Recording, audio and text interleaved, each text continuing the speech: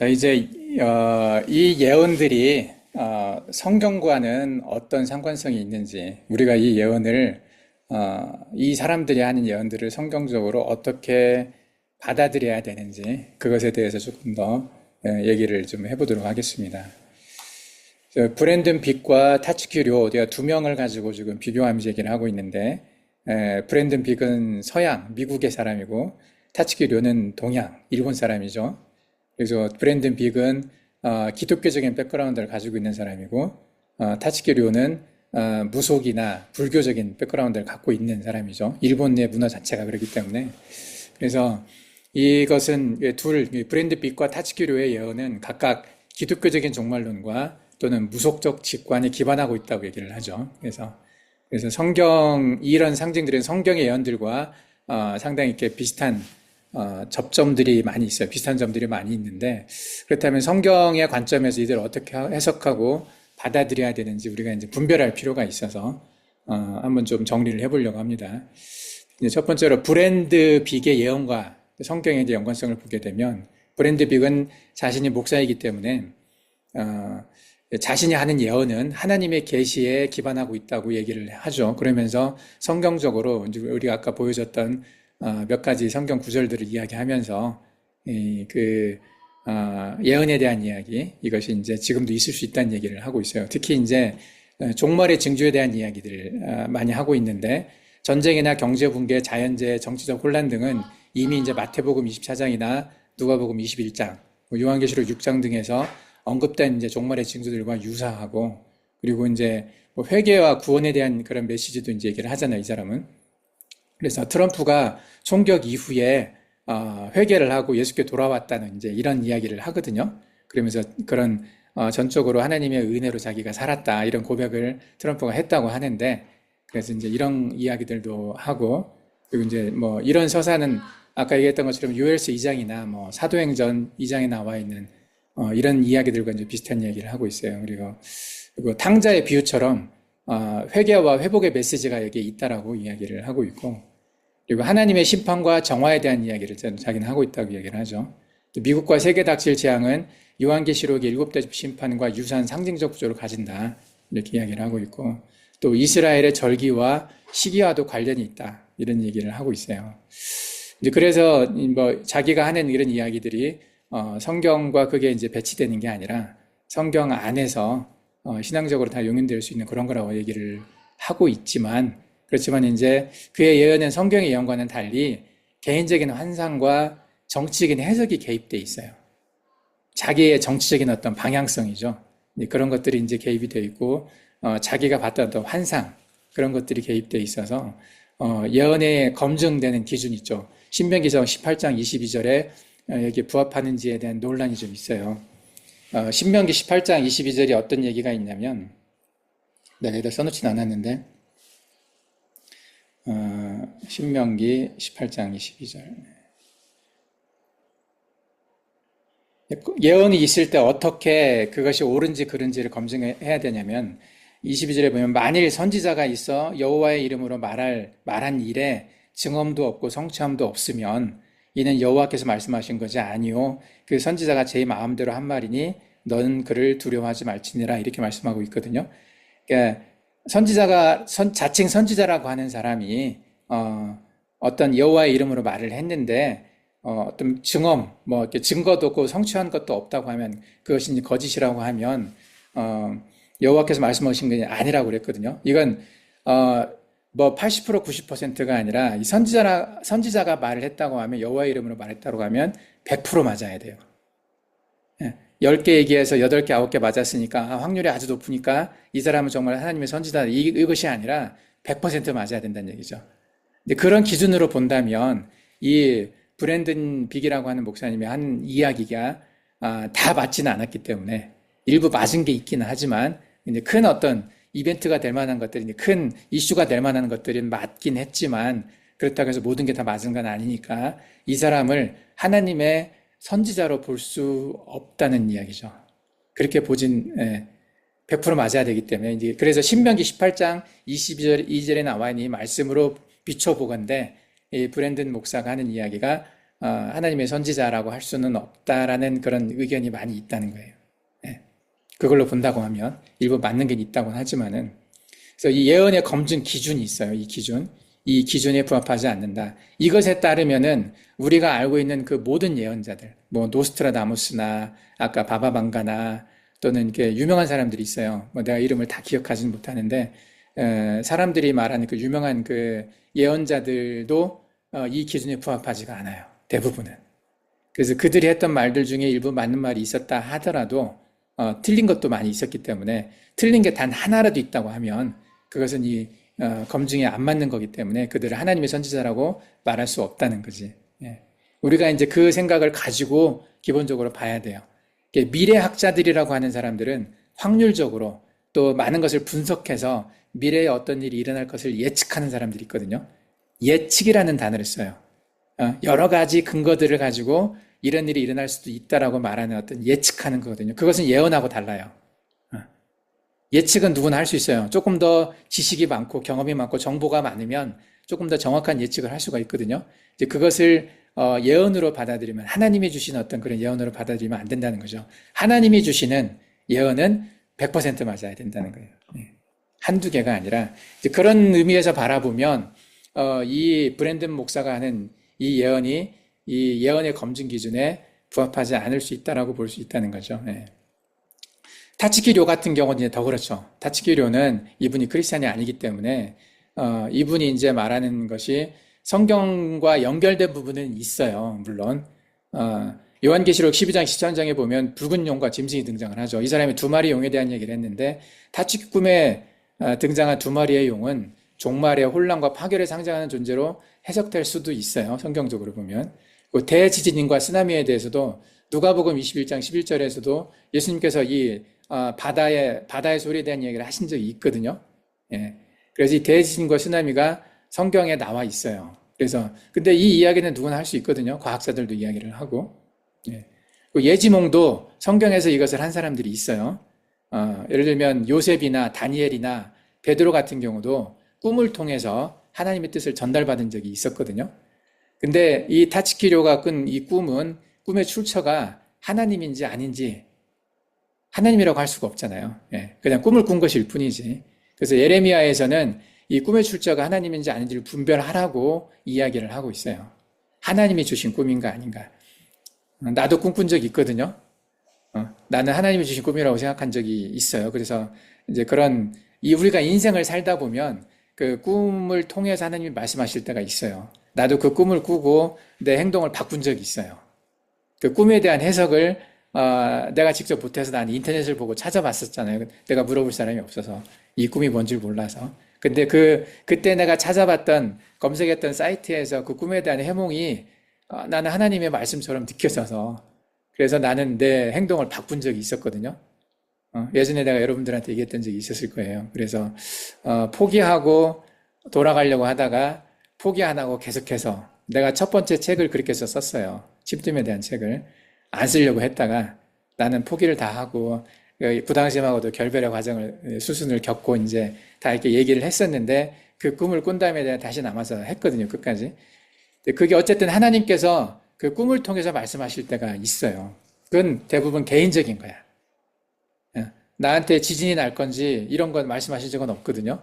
그냥 내 개인의 어떤 결단, 내 개인의 삶의 방향에서 하나님이 그걸 알려주실 때가 있어요. 대부분은. 그래서 아까 우리가 요엘에서 이야기나 사도행전 이야기, 그 마지막 때에 꿈을 꾸고 환상을 보고 예언을 할까라는 말이 있었잖아요. 사람들이. 예, 나중에 조금 이따 내가 정리를 다시 하겠지만은 그런 것들은 대부분 다 개인적인 것들이에요. 자기 자신의 문제들, 그런 것들을 예언이 있을 수는 있는데, 그리고 나도 다른 분이 나에 대해서 예언하신 적을 몇 번 들었다고 그랬잖아요. 예.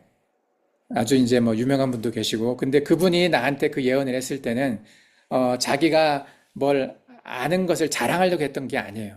그분은 기도하는 중에 하나님이 나에 관한 말씀을 그분에게 하신 적이 있었기 때문에 나한테 전해준 것일 뿐이거든요. 예. 그런 것들이 이제 되게, 그것들 나도 이제 마음으로 이렇게, 하나님께서, 이렇게 이분을 통해서 말씀을 해주신 거는 느껴질 때가 있었거든요. 그래서 그런 것들은 대부분 나의 개인적인 어떤 안심으로 작용했어요. 그러니까 내가 힘들어하고 어려울 때 나를 격려하고 위로하는 그런 이야기들의 예언들이었어요. 대부분이. 너 이렇게 되고 이렇게 좋아질 거다, 뭐 이렇게 나을 거다, 이런 이야기들이었거든요. 그래서 대개 예언이나 이런 부분들은 개인적으로 이렇게 어떤 의미를 가지고 있는 거지, 어떤 뭐 전 세계적인 어떤 3차 대전이 일어나고 이런 쪽은 이미 다 성경에 예언이 되어 있고 계시가 다 돼 있다는 거죠. 네, 그런 것들에 대해서 다시 말했다고 해서 특별한 어떤 예언가나 특별한 계시를 받았다고 할 수는 없어요. 좀 이따 또 이제 한번 다시 얘기를 할게요. 그래서 성경에서는 예언에 대해 분별의 기준을 얘기를 하거든요. 이게 하나님께로부터 온 건가? 첫 번째 예언의 출처를 분명하게 해야 돼요. 요한일서 4장 1절에 또 예언이 성경적 진리와 일치하는가? 성경의 방향성, 성경에서 얘기하는 주제와 일치하는가? 갈라디아서 1장 8절에 이 말씀 있고, 예언이 예수 그리스도를 높이는 건가? 예수 그리스도를 뭉개거나 이렇게 폄훼시키는 그런 예언이 아니고 예수 그리스도를 높이는 쪽으로 방향이 있는 건가? 그래서 이 예언의 출처가 분명해야 된다는 거죠. 안 그렇게 되면 이제 예수님을 높이는 게 아니라 어떤 개인을 높이는 경우가 있어요. 예를 들면 정치적인 인물, 트럼프를 지나치게 중심에 두고 있어요. 브래드 핏 같은 경우는 트럼프가 하나님이 보호하셔서 총을 맞았는데도 살았고, 그리고 그가 회개해서 이 세상의 지도자가 된다. 뭐 하나님의 뜻을 실현하는 고레스가 된다. 고레스 왕처럼 이런 식의 어떤 이미지를 가지다 보면 우상화가 되는 거야. 트럼프 자체가 신격화가 되고 그런 우상화의 위험이 있기 때문에 이런 예언은 좋은 예언이 아니라는 거죠. 그래서 위험할 수 있는 예언이 있다는 거죠. 타치큐료의 예언은 신앙적인 기반이 없어요. 이 사람은 성경적인 기반이 없고, 이건 자의적인 해석이죠. 상징의 자의적인 해석. 그래서 이것은 성경적으로 하나님께서 주신 예언이라고 보기는 어렵다는 거죠. 그리고 예언의 열매를 보는 거예요. 예언의 열매, 그 열매들로 그들을 알지니, 마태복음 7장 16절에 있어요. 그 예언이 그리고 두려움과 혼란만 조장하는가, 아니면 회개와 사랑, 소망을 이끄는가. 이게 되게 중요해요. 소망이. 그냥 무섭기만 하고 이렇게 곧 망할 거야, 곧 뭐 이렇게 큰 지진이 일어날 거야, 이런 얘기를 하고 뭐 다음 얘기가 없어. 그래서 어쩌라고. 그러니까 뭐 망하는 걸 받아들이라는 거야, 어쩌라는 거야, 이게. 그런 이야기가 이제 없으면은 제대로 된 예언이 아니거죠. 이게 회개하게 하고 어떤 사랑이 있고 소망이 어떤 성경의 주제와 연결되는 그런 결론이 있어야 되거든요. 그 하나님 나라에 대한 소망, 뭐 천국에 대한 소망, 뭐 이런 어떤 소망, 그리고 어떤 내 잘못에 대한 내 인생을 잘못 살아온 것에 대한 회개, 이런 것이 있다면 그 예언에 이제 열매가 있는 거죠. 그래서 브랜든 목사의 예언은 일부 신자들에게는 회개를 촉구를 하지만 경제적인 공포와 정치적인 편향성을 조장하는 측면이 있어요. 그리고 타치키 예언은 재난에 대한 경각심을 높여주기는 하지만 이건 하나님 중심의 메시지가 아니거든요. 그래서 이런 부분들의 열매를 보건대 이 둘의 예언들이 하나님으로부터 온 것이 아닐 거다라고 생각이 되는 게 좀 강하죠. 그리고 세 번째로 성경 중심의 삶을 유지하라. 성경은 예언을 멸시하지 말고 범사에 하려 좋은 것을 취하라고 권면을 했어요. 그래서 모든 예언을 다 무시하고 멸시하면 안 돼요. 그렇지만 성경 외의 예언은 절대 기준이 될 수 없다는 거죠. 오직 성경만이 신앙과 삶의 최종 권위라고 디모데 후서에서 말씀을 하고 있어요. 그래서 우리가 이제 이것들 가지고, 이런 기준을 가지고 성경과 연결되는 분별 기준을 가지고 이렇게 이 둘을 비교를 해보면요. 브랜든 픽의 예언 방식은 환상, 계시, 유대 절기 중심이고, 타치키료는 꿈과 상징적인 이미지죠.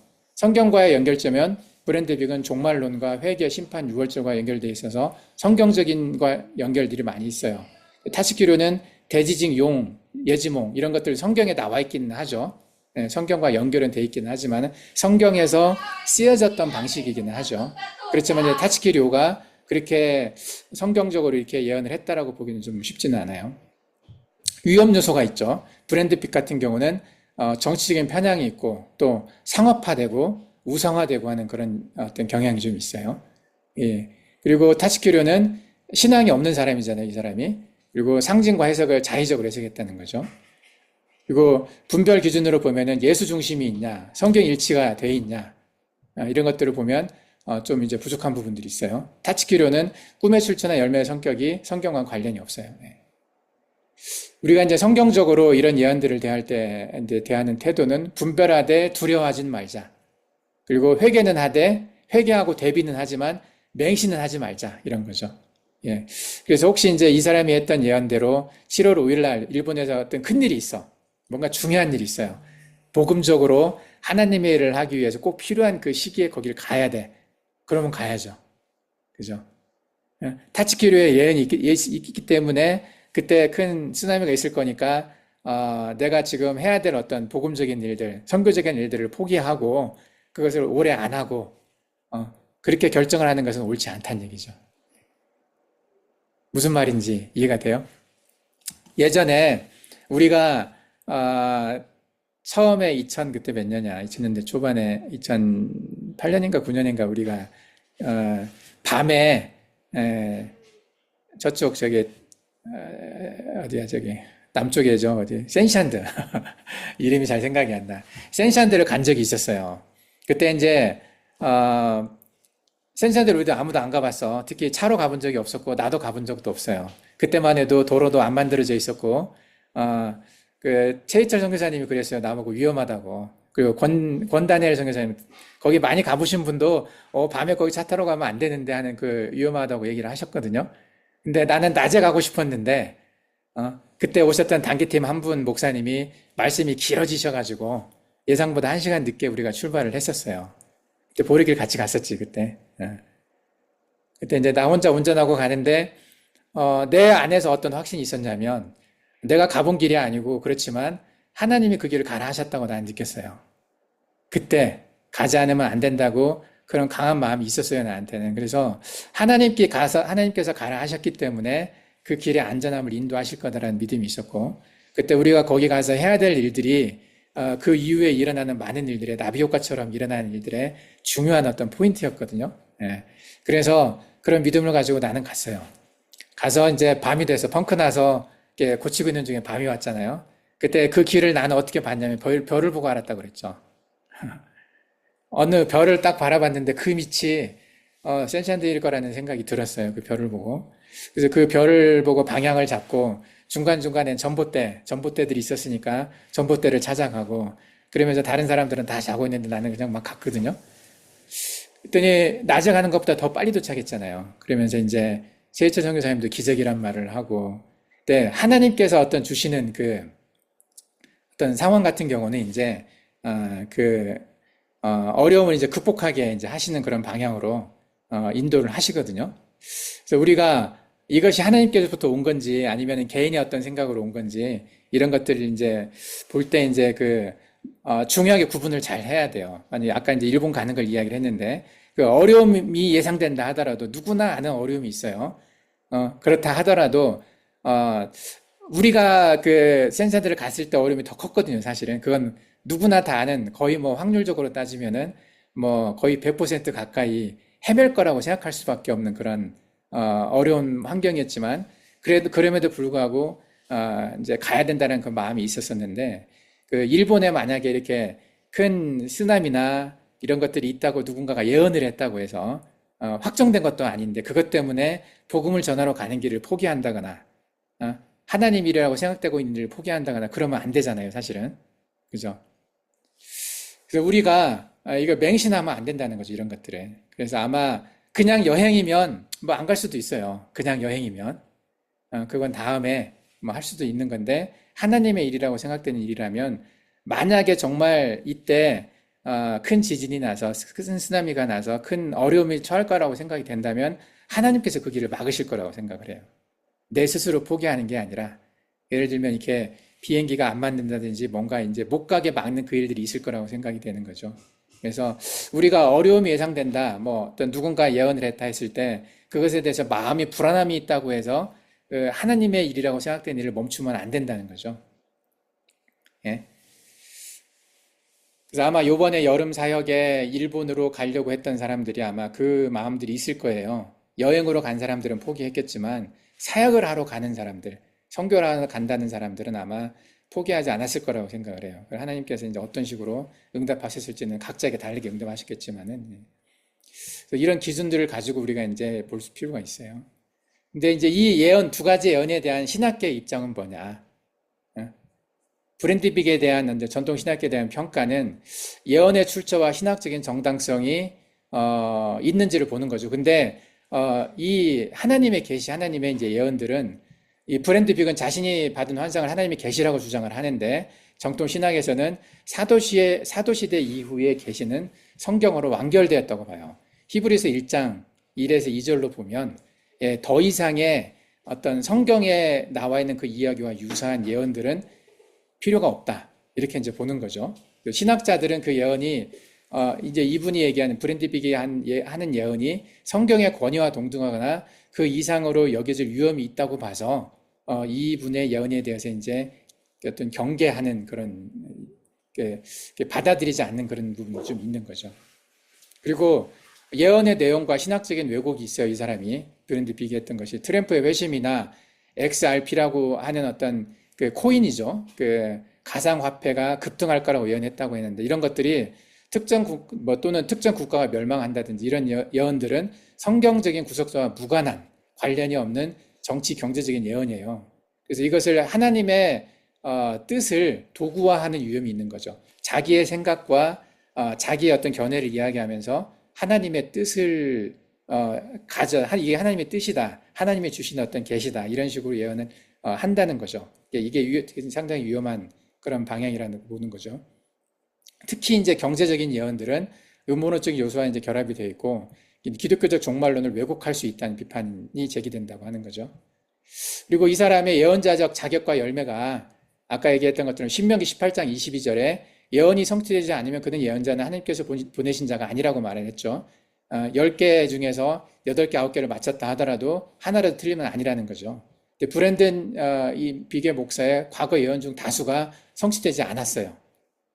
그 정치적 편향성과 상업적 동기가 혼재되어 있어요. 돈을 벌려고 하는 게 좀 살짝 보인단 말이에요. 우리가 아까 그 홈페이지 들어가서 봤잖아요. 거기에서 책을 팔고 또는 이렇게 후원을 유도하고 이제 또 뭐 구독 이런 것들을 유도하고 하는 것들이 많이 있는 걸로 봐서는 거짓 선지자의 특징이 좀 있어요. 이 사람한테서. 그래서 이 사람의 예언에 대해서 성경적으로 좀 신학적으로는 옳지 않다고 보는 견해가 좀 우세한 편이고요. 타츠키 료에 대한 이제 신학적인 평가는 이제 더 그러죠. 이 사람은 신앙적 기반이 부재하기 때문에 굳이 이 사람을 통해서 하나님이 말씀할 이유가 없잖아요. 신앙인도 아닌데. 그래서 예언의 출처가 하나님이 아닌 무의식 또는 무속적 직관이거든요. 그러니까 샤머니즘적인 거나 꿈을 통해서 한 거기 때문에 자기 어떤 개인적인 어떤 느낌 가지고 말을 한 거잖아. 출처가 하나님이 아니에요. 그래서 이 사람은 영적 분별의 대상이에요. 이건 하나님의 계시가 아니다. 분별해야 된다. 이렇게 이제 보는 거죠.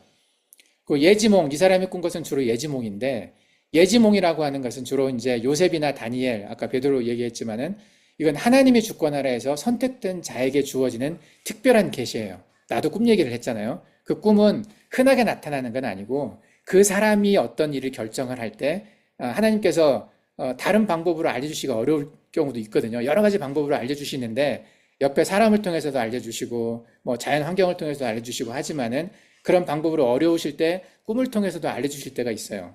그래서 나 같은 경우는 내 개인적인 선택이었잖아. 다른 사람한테 영향 주는 게 아니라 내 개인의 어떤 선택을 꿈을 통해서 이제 하나님이 주셨다고 생각해서 결정한 경우가 있는데, 근데 이런 것들이죠. 예지몽은. 근데 이 타츠키의 꿈은 그런 꿈이 아니란 말이죠. 예언의 목적이 회개나 구원 이런 것들이 아니라 재난 경고에 치우쳤다는 거죠. 경고하는 거예요. 재난 일어날 거다. 뭐 회개하고 뭐 이런 것이 아니란 말이죠. 예. 그리고 이제 이 사람의 예언도 동일본 대지진 예언으로 적중으로 이제 주목을 받긴 했지만 그 이후의 예언은 여러 가지 예언들을 했었는데 과학적 근거 없이 공포를 조장한다는 비판이 많이 있었다는 거죠. 그리고 전통 신학계에서는 그 예언이 사람을 하나님께로 이끄는가 아니면은 두려움과 혼란으로 몰아넣는가 이걸 굉장히 중요한 분별 기준으로 삼거든요. 하나님께로 이끄는 예언이면 그게 하나님이 주신 예언일 수가 있죠.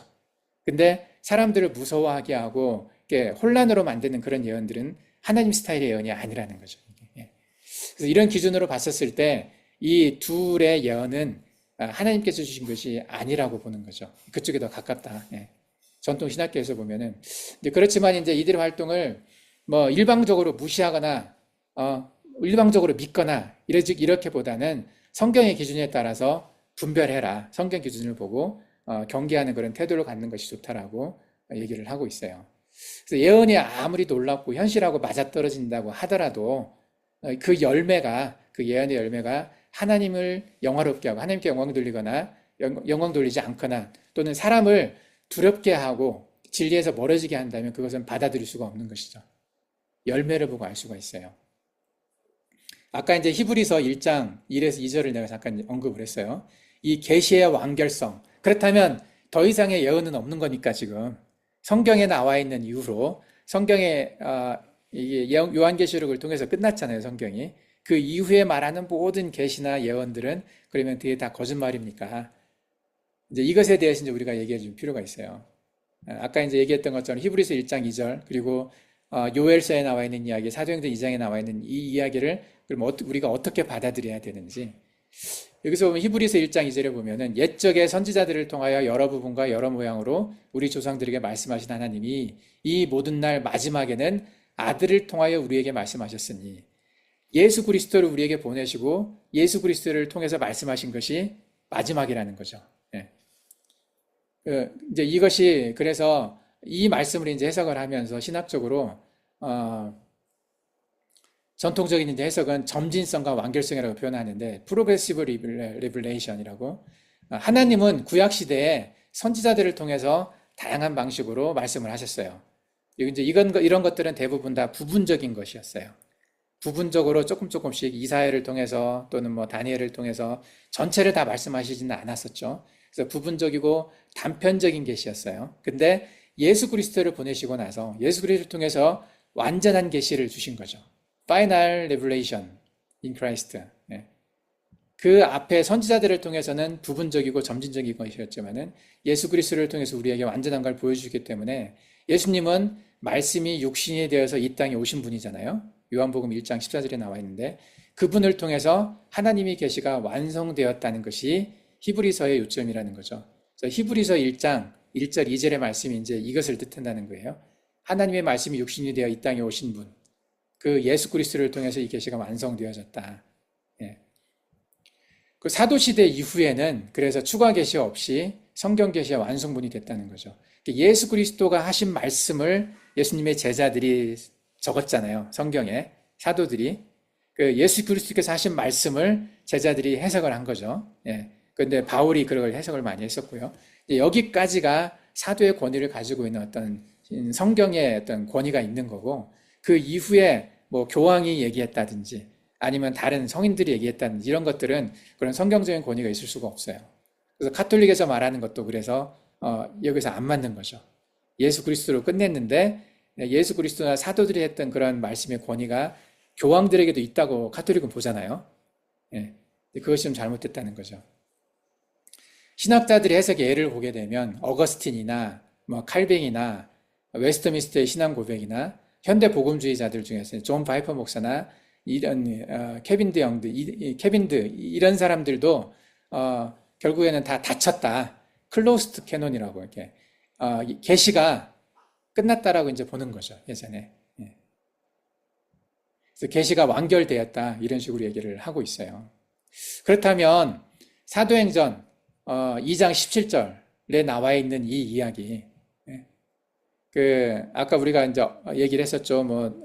환상을 보고, 꿈을 꾸고, 예언을 하고, 이런 마지막 때 그런 일들이 일어날 거라고 성령이 우리에게 임하시면 그런 일들이 일어날 거라고 얘기했는데 그 말씀은 그러면 어떻게 해석을 해야 되느냐. 완성되었다고 하면, 사도행전은 보면 말세에 내가 내 영을 모든 육체에게 부어주리니 예언하고 꿈을 꾸고 환상을 볼 거라고 이야기를 했어요. 이제 요엘에 나와 있는 말씀을 베드로가 이제 인용을 했죠, 설교에서. 예.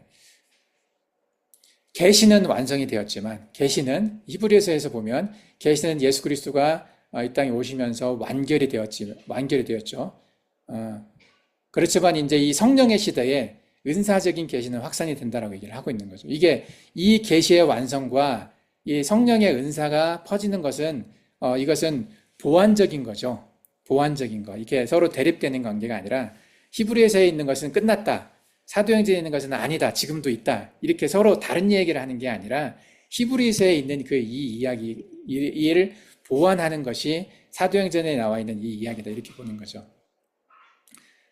그래서 완성은 예수님은 하나님이 자신이 육신으로 오신 최종 계시이고 그분을 통해 하나님의 뜻이 완전하게 명확하게 드러났다. 그래서 클로스드 캐논, 계시가 종결되었다라고 얘기를 하지만 사도행전을 통해서 마지막 날 하나님께서 성령을 부어주셔서 남녀노소 계층을 막론하고 예언, 꿈, 환상을 경험하게 하신다는 이 성령 은사를 통한 은혜의 적용과 역사를 의미하는 거죠. 예. 이것은 계시가 종결되는 것과 좀 다른 의미죠. 이것은 이제 그래서 성령의 시대는 이건 개인적으로 한다는 거죠. 개인적으로. 예. 개인적인 어떤 신앙, 개인적인 회개 그런 거를 일으키시는데 성령의 은사가 활용이 되고 예, 그곳에 이제 예언이 있는 거죠. 아까 나도 이제 내가 예언을 받아봤다고 그랬잖아요. 그 예언은 대부분 다 개인적인 거예요. 어떤 시대의 흐름을 바꿀 만한 그런 게 아니라 또 시대의 어떤 알려지지 않은 것들을 다시 알려주는 그런 게 아니라 내 개인적인 각자 개인의 결정을 도와주는 것들이죠. 또 개인의 어떤 마음의 아픔을 회복시켜주고 회개하게 하고 하는 그런 쪽의 그런 성령의 은사라는 거지. 이건 예수 그리스도께서 끝냈다고 하는 그 계시와는 다른 개념이에요. 그래서 이렇게 계시가 완성이 되고 그 복음이 전해지는 과정에서 이런 예언이나 성령의 은사들을 통해서 그게 더 확장되고 복음이 확장되는 어떤 도구로서의 은사 그 의미를 하는 거지 어떤 새로운 어떤 예언을 하고 새로운 어떤 계시가 있고 그런 것은 아니라는 거죠. 무슨 말인지 이해가 되죠? 그래서 이것은 서로 대립되는 게 아니라 보완하는 그런 개념이에요. 그래서 어떤 계시의 닫힘 클로스드 캐논 이것과 성령의 역사의 지속 사이에서 우리가 균형 잡힌 이해를 갖고 있어야 한다는 거죠. 그렇다면 우리가 많은 사람들이 다양한 예언을 하고 있는데 이 예언에 대해서 어떤 자세를 가져야 되는가 이것에 대해서 우리가 생각할 필요가 있어요. 브랜든 빛과 타치키료의 예언은 그 내용이 극적이고 때로는 현실과 맞닿아 있는 듯 보이기는 하지만 성경적으로 바라보면 믿는 자들이 반드시 분별해야 되는 거예요. 그대로 받아들이는 게 아니라 분별해야 된다고 얘기를 하고 있어요. 그래서 성경은 예언을 무조건적으로 거부하지도 무비판적으로도 수용하지도 말고 범사에 헤아려서 좋은 것을 취하라. 나한테도 예언이 몇 번 있었다고 그랬죠. 개인적으로. 그 예언해 주신 분들을 내가 알아요. 잘 아는 분들이에요. 근데 그분의 예언이 나한테는 굉장히 위로가 됐던 예언들이었어요. 내가 힘들고 내가 어떤 결정을 하기 어려웠을 때 내 마음이 굉장히 막 어찌해야 할 걸 몰랐을 때 그분이 예언을 통해서 하나님께서 그분을 통해서 말씀을 하시고 나한테 그 위로의 말씀을 전해 주실 때 내 마음에 평안이 왔어요, 되게. 그리고 내가 계속 이 길을 가는데 큰 도움이 됐거든요. 그런 식의 예언을 주신다는 거죠. 당신을 하나님께서 어떻게 쓰실 겁니다. 이런 거죠. 당신을 통해서 내가 받은 예언이 몇 가지가 있는데 당신을 통해서 몽골 땅에 복음이 전해지고 당신을 통해서 수많은 사람들이 복음을 듣게 될 겁니다. 얼마나 좋은 예언이에요, 그게. 그죠? 그리고 당신을 통해서 많은 사람들이 하나님의 은혜를 받게 되고 수도꼭지 같은 역할을 할 거란 말씀하신 분이 있었거든요. 당신을 통해서 하나님의 축복과 은혜가 와서 그 축복이 다른 사람들에게 전해질 겁니다. 굉장히 큰 은혜잖아요. 그리고 우리 설리가 아팠을 때도 하나님께서 그 설리에 이 수술을 하게 됐었는데 설리가 가지고 있었던 그 어떤 종양 이것들을 완전히 제거해 주시고 몽골에서 사역하는데 어려움이 없게 하실 겁니다. 이런 말을 들은 적이 있었어요. 내가 많이 힘들었을 때 설리화가 내가 남아서 계속 설리의 치료를 위해서 내가 선교사를 포기하고 한국에 남아서 이렇게 뭐 자연 치료도 하고 뭐 항암 치료도 하고 뭐 이런 어떤 그것을 해야 되는지에 내가 고민하고 있었을 때였거든요. 그때 이제 그분이 그 말씀을 해주셨어요. 완전히 치료해 주시려고 이 수술을 하게 하신 거라고. 그 말씀 들었을 때 이제 난 상당히 큰 위로가 됐죠. 그리고 설리가 아프지 않을 거다 더 이상. 이것도 예언이잖아요. 그런 말을 들었을 때 하나님께서 그렇게 이런 예언을 그분에게 성령을 부어주셔서 그런 예언을 하게 하셔서 나에게 큰 힘을 주시는구나 생각을 했어요. 나한테 말씀하시기도 하고 다른 사람에게 전해주기도 하는 그런 예언들이 있거든요. 그런 것들은 범사에 헤아려서 좋은 것을 취하라고 되어 있죠. 나한테 은혜가 되는 거, 내가 하나님의 일을 계속할 수 있게 하고 나를 세워줄 수 있는 회개하게 하고 구원하게 하고 하는 그런 좋은 것들은 취하라. 그렇지만 무섭게 하고 나를 어렵게 만들고 하는 그런 예언들을 버리라는 거죠. 성경적으로 우리가 가져야 될 7가지 태도, 아까 우리가 잠깐 언급은 했지만은 다시 한번 7가지 태도를 얘기를 해보면은 예언을 멸시하지 말되 반드시 분별해라. 무시하지는 말아라는 거죠. 예언 같은 게 어딨어? 예언 나한테 다 필요 없어. 성경에 모든 게 다 있어. 이런 거 말고 그렇게 생각하지 말고 하나님이 나한테 그때그때 하신 말씀들이 있다는 거예요. 꿈을 통해서 보여주시기도 하고 다른 사람의 예언을 통해서 말씀하시는 것이 있어요. 그 방향성이 옳은 거면은 받아들일 수 있는 거죠. 그 예언은 멸시하지 말되 반드시 분별하라. 성경적 기준에 따라서 검토하고 판단을 해야 돼요. 그리고 예언의 출처를 시험해라. 모든 영들을 다 믿지 말고 영들이 하나님께 속하였나 시험해라. 나한테 그 예언을 하는 분이 있었다고 그랬잖아요. 그분의 영들을 보는 거죠.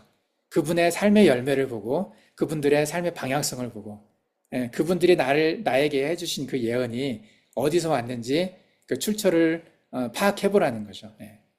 영을 시험하라. 브랜드 픽의 환상이나 타츠키로의 꿈은 하나님으로부터 온 건지 아니면 사람의 상상이나 아니면 다른 영이라고 하면 사탄이죠. 다른 영적인 상황에서 온 건지를 분별해야 된다는 거죠. 그리고 예언이 예수 그리스도를 높이는가? 예언의 영은 예수의 증거예요. 예수님을 증거하는 영이거든요. 예수님을 증거하게 하고 복음이 전해지게 하고 예수님을 찬양하게 하고 하나님을 높여드리는 그런 것인가? 예수 그리스도의 복음과 인격을 드러내고 사람을 회개와 믿음으로 이끄는 거죠. 참된 예언은. 이런 것처럼 예수 중심의 복음에서 벗어날 위험이 있는 것은 올바른 예언으로 받아들이면 안 된다는 거죠. 그래서 브랜든 빅이나 타츠키로의 예언은 그런 게 좀 부족하다고 볼 수가 있어요. 그 예언의 열매를 봐라. 그 열매로 그들을 알 거라고 말씀하셨죠. 예언이 사람을 하나님께로 이끄는가, 아니면 두려움과 혼란 또는 상업적 이익으로 이끄는가, 이 열매를 보면 그 예언이 어떤 건지 알 수가 있다는 거죠. 그 성경을 최종 권위로 삼아라. 모든 성경은 하나님의 감동으로 된 것으로 성경이 모든 것의 기준이 된다는 얘기죠. 성경은 하나님의 계시의 완성본이죠. 완성본. 그 외에 어떤 예언도 성경과 일치하지 않으면 다 거짓이에요. 성경하고 다 맞아야 돼요. 성경하고 틀린 것은 다 거짓이라고 볼 수가 있어요. 그래서 히브리서 1장 1에서 2절에 나와 있는 것처럼 예수 그리스도를 통한 계시가 최종적이며 완전함이죠. 우리가 성경을 해석할 때 해석할 필요는 있지만은 성경 외에 다른 예언을 덧붙일 필요는 없는 거죠. 그리고 두려움이 아닌 믿음으로 반응하라. 하나님이 우리에게 주신 것은 두려워하는 마음이 아니요. 두려워하면 안 돼요. 믿음으로. 예언이 공포와 불안만을 조장한다면 그것은 성령의 열매가 아니라는 거죠. 그래서 타츠키료의 예언은 재난의 대비는 될 수 있겠지만 그것을 맹신하거나 공포에 들리면 성경적이지 않다는 거예요.